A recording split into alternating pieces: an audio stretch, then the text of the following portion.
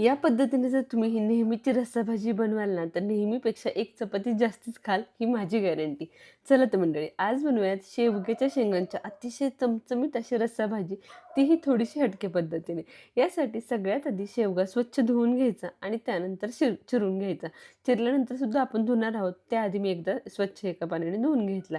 आता शेवगा चिरत असताना अशा पद्धतीने छोटे-छोटे काप करून घ्यायचे. काप करत असताना त्याच्या शिरासुद्धा काढून घ्यायच्या. कारण शेवगा जर तुमचा जास्त निबर असेल ना, तर शेवगा शिजायला सुद्धा उशीर लागतो आणि शेवग्याच्या शेंगा आपण ज्यावेळेला खातो ना, त्यावेळेला त्या शेंगा अगदी दाताखाली येतात किंवा टोचतात सुद्धा तोंडामध्ये. त्यामुळे चिरत असताना शिरा व्यवस्थितपणे काढून घ्या. या पद्धतीने शेवगा सगळा मी चिरून घेतलाय. तरीही ज्या कोणत्या शेवग्याच्या शेंगांना जाडशीर शिल्लक राहिली आहे ना, ती काढून घेते. इथे मी शेवगा घेतानाच खूप जास्त निबार आणि खूप जास्त कवळाही घेतला नव्हता. मीडियम घेतला होता. खूप कवळा घेतला ना, तरी त्याची चव म्हणावी अशी त्या शेवग्याच्या शेंगाच्या रस्स्यामध्ये उतरत नाही. आणि खूप जास्त निबार घेतला तर मात्र त्याचा वरची जी काही साल आहे ती खूप जास्त निबार असते. त्यामुळे शेवगा घेताना नेहमी मीडियम घ्या. जास्त कोवळाही नको आणि जास्त कडकही नको. चला आता पाण्याने स्वच्छ धुवून घ्यायचा. आता शेवगा सगळ्यात आधी आपल्याला शिजवून घ्यायचा आहे. यासाठी पाणी गरम करायला ठेवलंय. यामध्ये 1 चमचा मीठ आणि पाव चमचा हळद घालून घ्यायची. पाणी छानपैकी गरम झालं की यामध्ये हा शेवगा धुवून घालून घ्यायचा. पाण्यातनं काढायचा आणि डायरेक्ट या गरम पाण्यामध्ये हळद मिठाच्या पाण्यामध्ये घालून घ्यायचा. हळद मिठामध्ये शेवगा शिजवल्यामुळे ना या पाण्याला चव खूप छान येते आणि त्यामुळे रस्सा आपला अतिशय टेस्टी होतो. तोपर्यंत एक वाटण बनवून घेऊयात. कोथिंबीर देठासहित घेतली आहे थोडीशी आणि एक मोठा आकाराचा कांदा ओबड-धोबड असा चिरून घेतलाय आणि हे मिक्सरला अगदी बारीक असं वाटून घ्यायचंय. मिक्सरला सहज वाटलं जात नसेल ना, तर थोडंसं पाणी घाला. थोडंसं पाणी घालून वाटलं तरीही चालेल. परंतु अगदी फाईन अशी आपण ह्याची पेस्ट करून घेणार आहोत. नेहमी आपण कांदा, खोबरं, डाळ किंवा तीळ हे सगळ्या गोष्टी भाजून ही भाजी करत असतो. परंतु या पद्धतीने जर तुम्ही ही भाजी केली ना, अतिशय चविष्ट अशी होते आणि वेळही खूप कमी लागतो. अगदी 10 मिनिटात ही शेवग्याच्या शेंगांची रस्सा भाजी तयार होते.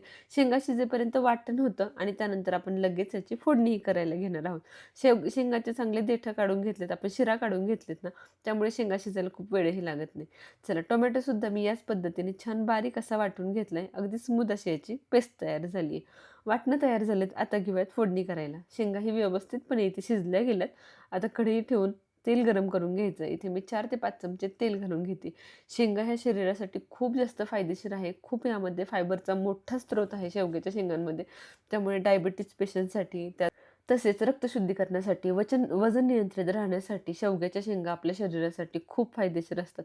त्यामुळे या शेंगा किमान आठवड्यातून एकदा तरी आपल्या आहारात असल्याच पाहिजेत.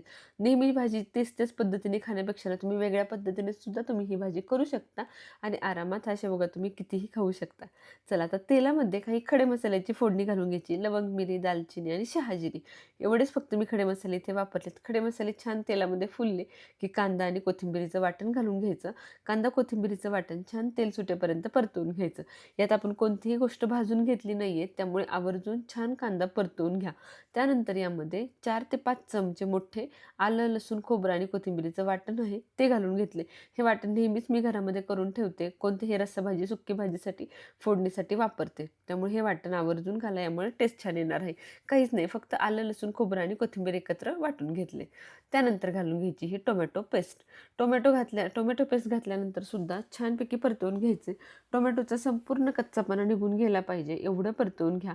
हवं असेल तर झाकण ठेवून एक वाफही काढू शकता. यामुळे सुद्धा टोमॅटो लवकर शिजायला मदत होते. चला सुंदर असं इथे मी टोमॅटोसुद्धा परतवून घेतलाय. तुम्ही बघू शकताय मॉइश्चर बऱ्यापैकी निघून गेले.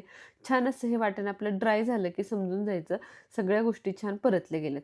आता यामध्ये 1 चमचा काळं तिखट, 1 चमचा धना पावडर आणि अर्धा चमचा काश्मीरी लाल तिखट घालून घेतले. यामध्ये तुम्हाला हवा असेल तर तुम्ही गरम मसाला किंवा किचन किंग मसाला सुद्धा घालू शकता. जेवढी तुम्हाला ही भाजी झणझणीत हवी ना, त्यानुसार तुम्ही मसाले कमी जास्त करू शकता. चला ड्राय मसाले घातल्यानंतर वाटण छानपैकी परतवून घेतले. झाकण ठेवून 1-2 मिनिटाची वाफ दिली. यामुळे तेल सुटायला मदत होते. आता यामध्ये सगळ्यात महत्त्वाचं घालायचं आहे ते भाजलेल्या दाण्याचं कूट. 3 चमचे भाजलेल्या दाण्याचा कूट घालून घ्यायचा. कूट घातल्यामुळे रस्सा आपला छान मिळून यायला, एकजीव व्हायला मदत होते. त्यामुळे कूट आवर्जून घाला.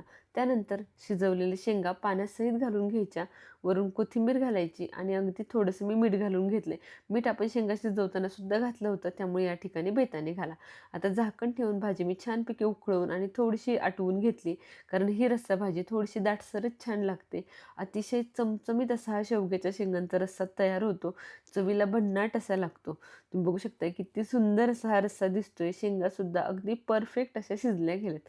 चला तर सर्व्ह करून घेऊयात. ज्वारीची भाकरी, बाजरीची भाकरी, चपाती किंवा भात कशाही सोबत तुम्ही हा रस्सा आरामात खाऊ शकता. तुम्ही या पद्धतीने ही शेंगांची रस्साभाजी केली ना, दुसरी पद्धत विसरून जाल एवढा टेस्टी होतो. चला कशी वाटली रेसिपी मला कमेंट सेक्शनमध्ये नक्की सांगा. रेसिपी आवडली असेल तर लगेच व्हिडिओला लाईक करा. बनवायचं असेल तर सेव्ह करा. कोणाकडून बनवून घ्यायचं असेल तर शेअर करा. आणि अशा चमचमीत, झणझणीत रेसिपींसाठी शुभज्योत रेसिपी चॅनलला सबस्क्राईब करायला विसरू नका. भेटूया पुन्हा एकदा अशाच खमंग रेसिपी